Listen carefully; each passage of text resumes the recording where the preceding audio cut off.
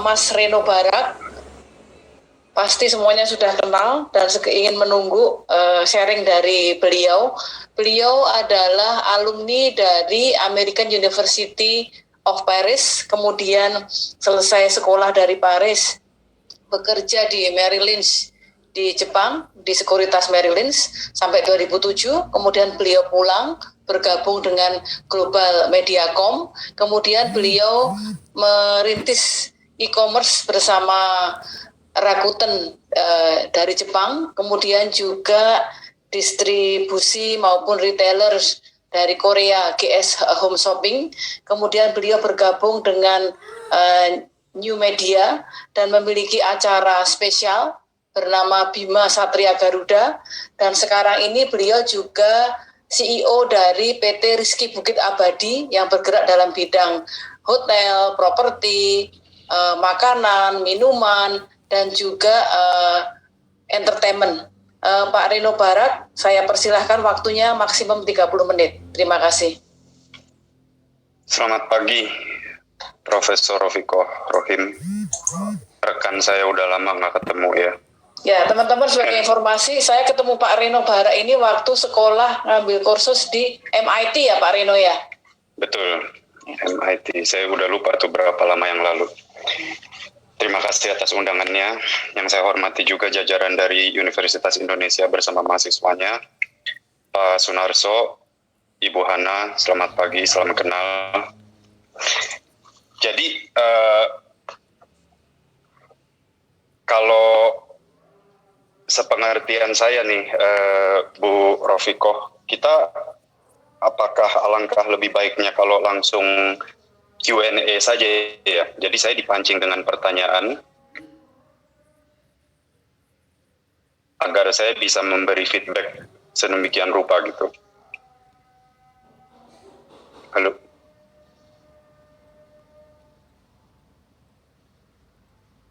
Ibu Rofiko, maaf, kayaknya masih ke mute ya.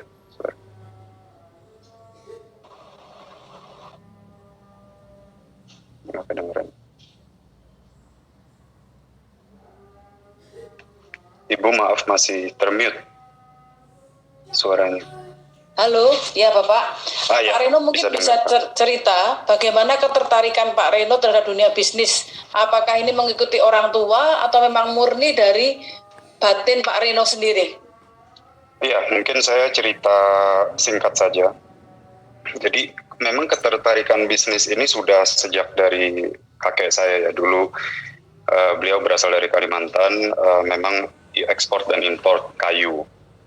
Dan dengan adanya itu mungkin menurun ke ayah saya yang membangun PT Bimantara Citra pada tahun 90-an, di mana di bawahnya ada RCTI, Plaza Indonesia, dan establishment lain-lainnya, berpusat di properti, zaman itu otomotif, ada juga oil and gas, dan juga media.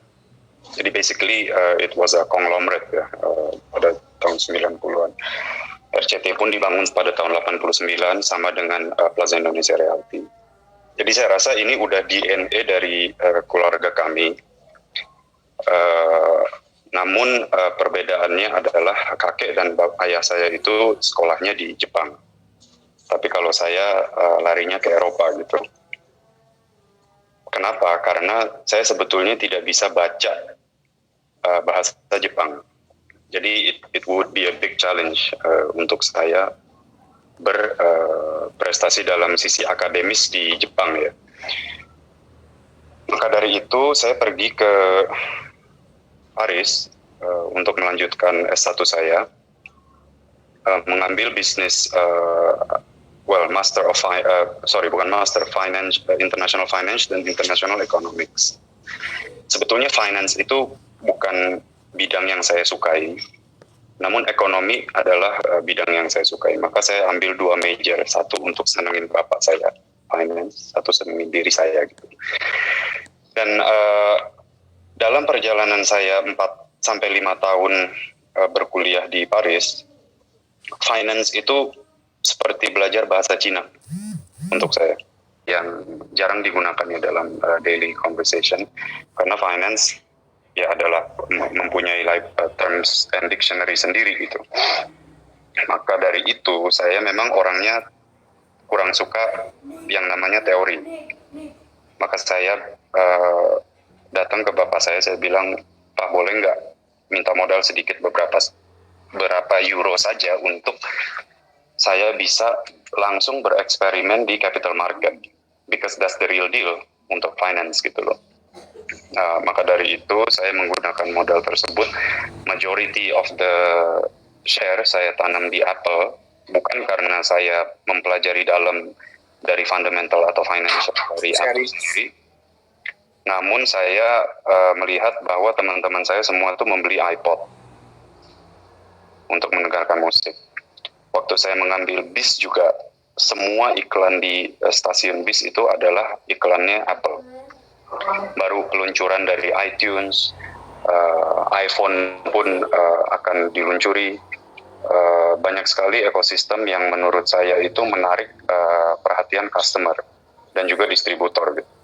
Jadi saya nggak ambil banyak pusing, langsung tanam mayoritas modal saya itu ke Apple yang saya jual beberapa tahun kemudian dengan mungkin angkanya bisa 11-12 kali lipat gitu. So I would say that's a beginner's luck. Dan juga saya tanam di beberapa entity seperti Bouygues Telecom. Bouygues Telecom itu kayak Telkomselnya Prancis. LVMH yang dipimpin oleh Bernard Arnault, salah satu orang terkaya juga di dunia. Mungkin teman-teman lebih mengenalnya dengan brand Louis Vuitton. Intinya saya lebih ke I'm a conservative player. Saya tidak mengambil resiko terlalu tinggi seperti sekarang orang berinvest di Netflix itu yang PE-nya mungkin udah 900 kali multiples, maksudnya udah banyak sekali hal-hal yang tidak masuk akal, terutama di FANG stock ini. FANG itu lebih dikenal oleh singkatan dari Facebook, Amazon, Netflix, Google. Jadi ini adalah mungkin overheating ya dari era digital yang valuasinya pun udah tidak masuk akal menurut saya. Tapi yang namanya investor itu kan ya terserah gitu loh. Mereka mempunyai strategi masing-masing. Kebetulan kalau saya adalah I'm a conservative player. Dari situ intinya sih saya lebih suka menganalisa perusahaan. Kalau memang bagus saya berinvestasi, kalau tidak ya setidaknya saya bisa belajar dari segi operasional dan juga finansial dari perusahaan tersebut. Nah, oleh karena dasarnya seperti itu, saya memang menjajaki sewaktu saya pulang ke Indonesia itu setelah bekerja di beberapa perusahaan. Tentunya ada corporate law firm bernama Marcus & Partners, dan juga ada kantor akuntan publik ya bernama Ernst & Young, itu menjadi salah satu big four dari accounting firm. Setelah itu saya join di MNC Group, dan dari situ saya menjadi, bisa dibilang bukan entrepreneur tapi intrapreneur ya.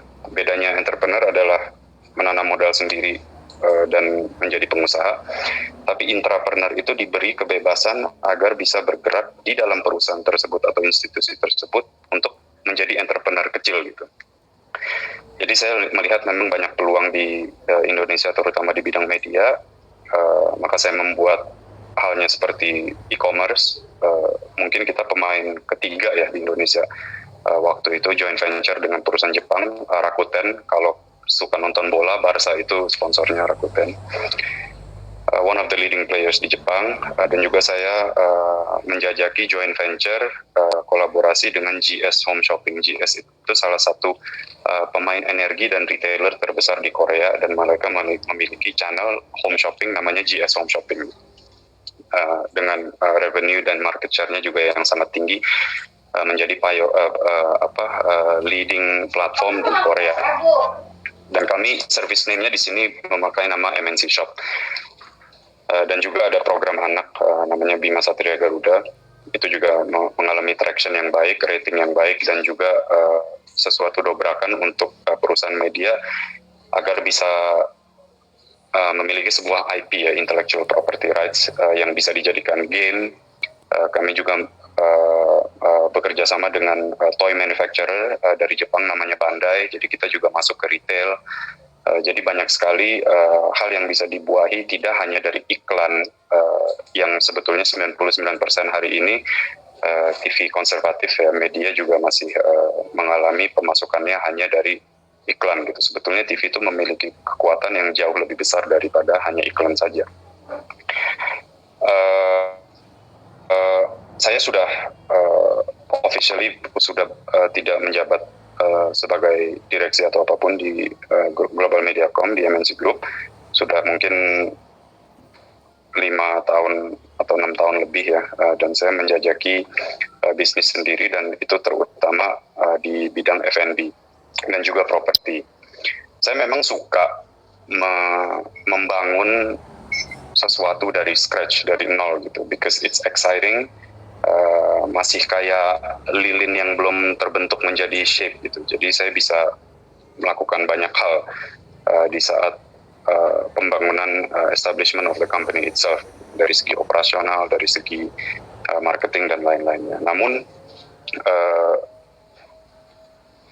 saya putra satu-satunya di dalam keluarga ini, jadi saya mau tidak mau harus meneruskan bisnis yang sebagai second generation ya dari bapak saya. Jadi sambil merangkap, sambil menjalankan bisnis sendiri gitu. Tapi basically ini semuanya ya mengalir aja gitu, seperti air, tidak ada planning yang saya pikirkan ini dari 15 tahun yang lalu atau apa gitu. Because ya penting aja gitu, go with the flow, dan yang penting kita bisa beradaptasi dengan kondisi. Terima kasih Mas Reno. Mungkin bisa dilanjutkan. Kan tadi waktu berusaha Mas Reno minta modal awal dari orang tua, kemudian diinvestasikan ke pasar modal sehingga punya bekal, dan kemudian lanjut pulang ke Indonesia bisnis yang lainnya. Pertanyaannya, pernah nggak sih mengalami kesulitan dan bagaimana mengatasinya? Saya rasa kita semua bisa memahami ya, main ular tangga pun nggak bisa langsung ke tingkat 99 gitu. Dan menurut saya itu sangat penting untuk memulai sesuatu serba dari awal. Memang banyak kenalan saya mau di nasional ataupun internasional yang memang sudah dilahirkan di keluarga yang mapan, tiba-tiba langsung menjabat sebagai posisi tinggi. Memang tidak ada salahnya. Itu kan pertimbangan semua sebuah individual.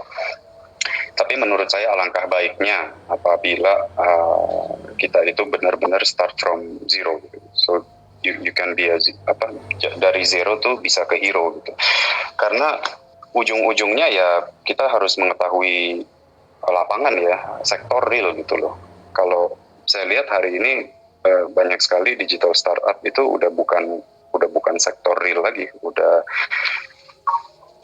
gimana ya, valuasinya pun udah berapa ratus kali multiple, dan nggak ada aset yang bisa dijaminkan. Misalkan mau pinjam ke bank, asetnya juga nggak ada gitu loh, dan udah jadi bubble ya. Dan untuk saya tetap orang yang menyukai sektor real, walaupun saya memang berinvestasi di beberapa startup karena dengan visi yang sama, misi yang sama, dan juga bisa ada banyak kegiatan CSR yang mungkin berguna untuk masyarakat luas. Saya memang masih mengkonsider hal-hal seperti itu. Tapi ya kita memang harus mulai dari awal sih. Dan saya pun waktu saya bekerja di Merrill Lynch yang sekarang sudah diakuisisi oleh Bank of America, itu saya mulai tuh udah seperti kayak OB kali ya, OB berdasi gitu. Saya masih bikinin kopi untuk manajer-manajer saya. Terus saya suruh minta kerjaan secara organik gitu dari rekan-rekan saya yang saya pun belum tahu namanya, dan mereka pun belum tahu nama saya dan tugas saya apa gitu. Jadi apa yang saya lakukan ya, saya minta map floor tersebut karena ada 330 trader waktu itu.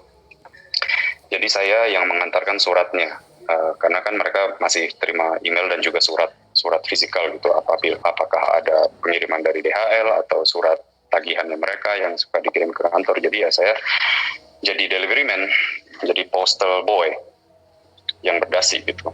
Biasanya postal boy itu memakai seragam warna kuning, bertopi, Tapi di saat 2 minggu itu saya yang membagikan surat-suratnya, dan itu memang mengattract mata dari traders tersebut ya, karena ini anak siapa gitu, kok lu berdasi tapi kasih kirimin surat gitu. Tapi kan setidaknya that's a marketing for me secara individu gitu. Dan saya bisa, mereka tuh pasti berhenti dan nanya, what are you doing here? Dan saya dalam secara singkat saya mengenalkan diri, nomor extension saya segini, if you need any help please let me know.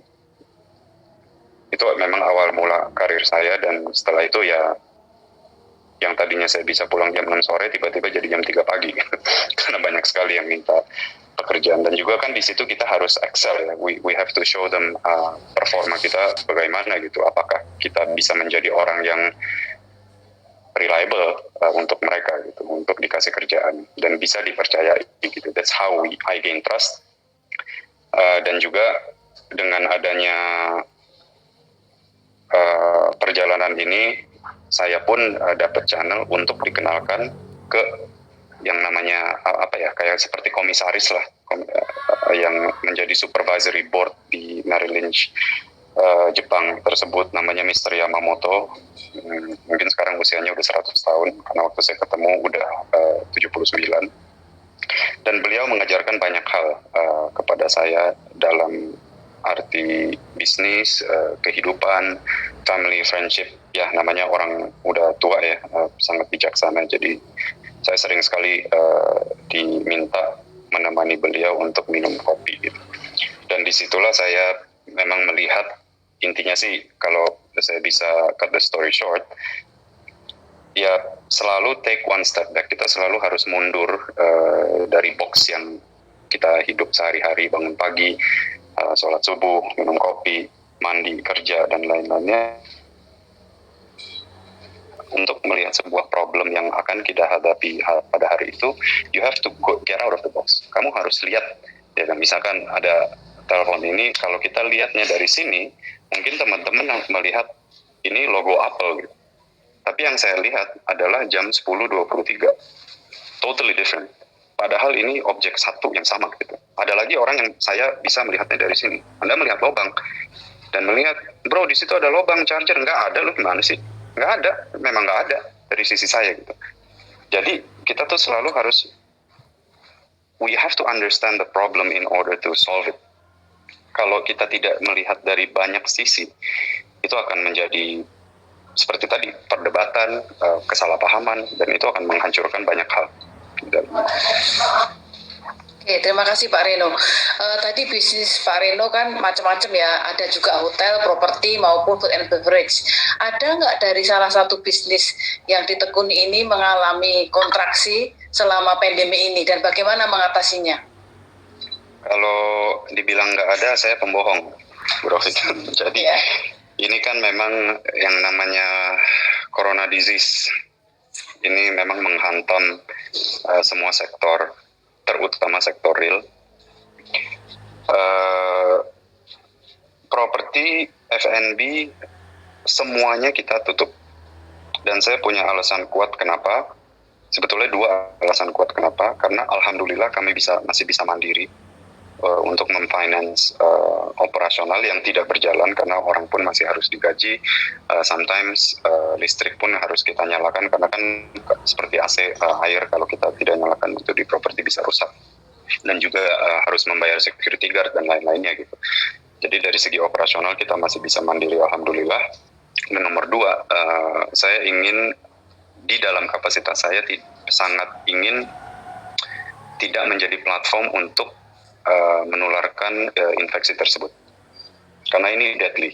Corona ini bukan hal yang seperti flu biasa yang mungkin masyarakat umum masih menganggapnya begitu. It's a serious matter.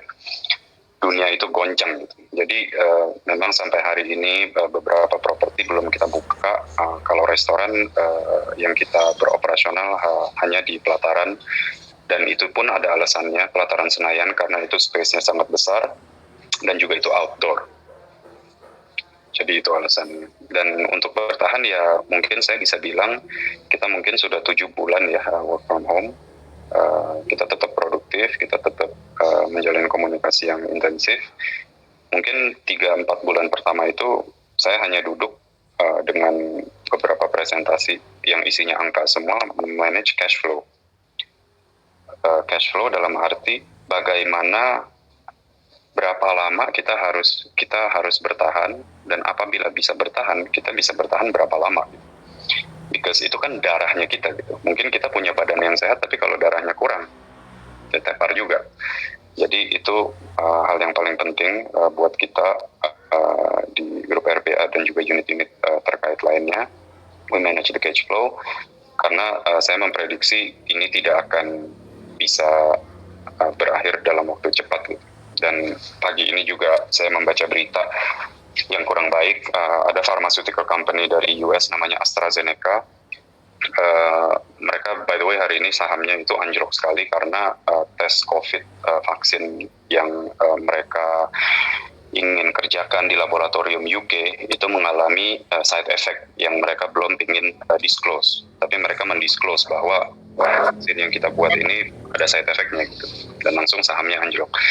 Dan kita kan sebagai warga Indonesia, ya negara Indonesia mungkin menjadi second hand buyer atau third hand buyer dari vaksin tersebut gitu kan. Kita belum punya kapasitas untuk ya seperti negara-negara maju lainnya, China, US, UK, Rusia, Sputnik yang bisa mendevelop vaksin tersebut gitu. Jadi saya rasa ini sih kalau 2020 udah pasti tidak selesai lah. Jadi kita hanya bisa memanage internally berapa lama kita bisa bertahan dan juga mengekonomiskan cost kita, banyak cost cutting yang kita lakukan. Jadi ya harus bijaksana dalam mengambil keputusan untuk memanage cash flow tersebut. Dan mungkin saya tambahkan satu lagi, mungkin bisnis satu-satunya yang hidup adalah retail. Kan kebetulan saya ada bisnis retail juga berbasis bubuk ya, namanya tuh Dessert Factory. Jadi ini tuh kayak puding dari Italia, namanya Panna Cotta, yang kita distribusikan nationwide. Udah ada di 500 outlet lebih, termasuk Alfamart, Alfamidi, dan supermarket besar lainnya. Karena FMCG, fast moving consumer goods, itu sangat diperlukan di masa pandemik. Orang kan ya karena based on their fear ya, atas ketakutan dan kekhawatiran mereka kan biasanya bulk buying ini customer. Makanya supermarket dan FMCG itu lagi sangat naik. Mungkin itu saja sih yang naik. Dan juga investasi saya yang berkaitan dengan digital itu memang semua lagi panas, itu lagi baik kondisinya. Oke. Pak Reno, terakhir mungkin 1 menit, boleh diberikan saran kepada para generasi muda yang akan memulai dan sudah memulai bisnisnya? Begini, dalam pengalaman saya yang singkat di dunia bisnis, mungkin teman-teman harus tahu bisnis itu udah bukan berlawan dengan waktu. Mungkin di tahun 60-70 itu kita benar-benar harus membangun bisnis dari segi organik ya. Tapi hari ini tuh dengan adanya platform internet dan maupun digital, consumer base itu bisa digarap dengan cepat, data itu bisa digarap dengan cepat. Tapi intisari dari perbincangan ini dan sebagai modal untuk teman-teman, saya bukannya mau mengajarkan atau apa, saya cuman mau share apa yang sudah saya lewati dalam hidup saya di dunia bisnis ini. Kita semua harus memulai dari sesuatu yang kita sukai. Karena memang ada orang-orang yang mungkin setelah lulus dari S1, saya pun nggak tahu saya mau kerja apa dulu. Saya pernah memikir menjadi masuk ke bidang otomotif dalam arti mau jadi pembalap gitu, maupun rally, atau karena saya dulu suka mobil, apa mau jadi musisi, apa mau jadi translator karena saya bisa beberapa bahasa. Banyak sekali yang saya consider, tapi ujung-ujungnya kita harus menemukan jati diri. What do we like? What do we love? Karena menurut saya tidak ada produk yang bisa dihasilkan lebih baik dibanding lebih baik yang dikreasi oleh tangan dan otak manusia itu sendiri yang dibangun dari passion. Contoh sepertinya e-commerce itu adalah passion saya dulu. Program anak, karena saya suka anak-anak, mainan, game, dan lain-lain yang bersangkut paut di ekosistem tersebut saya suka. Jadi semua produk yang alhamdulillah sudah saya lahirkan itu actually berdasarkan dari passion. Karena kalau kita mempunyai passion, kita tuh akan menjadi curious ya, ingin tahu lebih dalam. Kalau ada problem, kita akan menggali sedalam-dalamnya apa sih problem ini. Dan kalaupun ada kesempatan juga, kita akan menggali kesempatan-kesempatan tersebut gitu. Karena memang kita mengerjakan itu dari darah daging, berdasarkan hati nurani yang memang kita suka gitu. Jadi selalu produk itu saya percaya apabila dibangun dari passion itu selalu hasilnya baik. Dan juga banyak sekali contoh-contoh yang mungkin teman-teman bisa pelajari di Google, YouTube, dan lain-lainnya. Seperti Jack Ma bilang, jangan pelajari kesuksesan orang, pelajarilah bagaimana mereka gagal. Karena ya dalam hidup sukses, kalau first time hit kita bisa sukses, kayak seperti saya berinvestasi di Apple saham, itu kan saya bilang beginner's luck, karena saya tidak melakukan analisa apa-apa, saya hanya melihat konsumen membeli banyak, saya taruh uang, ya tiba-tiba naik gitu. That's pure luck. Luck juga memang berperan banyak sih di dalam hidup dan mengambil keputusan. Ada yang namanya timing, ada yang ada yang juga bertemu dengan orang, networking, dan bisa bersambung kepada bisnis. Banyak yang memang sudah saya alami. Cuman luck, untuk mencari luck itu juga kita perlu ability-nya. Kita harus mempunyai kapasitas untuk menggrab that opportunity gitu. Jadi ya intinya ya harus cekatan lah. Jangan ya lihat nantilah, santai-santai gitu. You will never be successful kalau selalu yang namanya procrastination ya, mengentar-entarkan itu artinya dalam bahasa Inggris. Procrastination is your biggest enemy. Terima kasih Pak Reno. Cukup waktunya, Bapak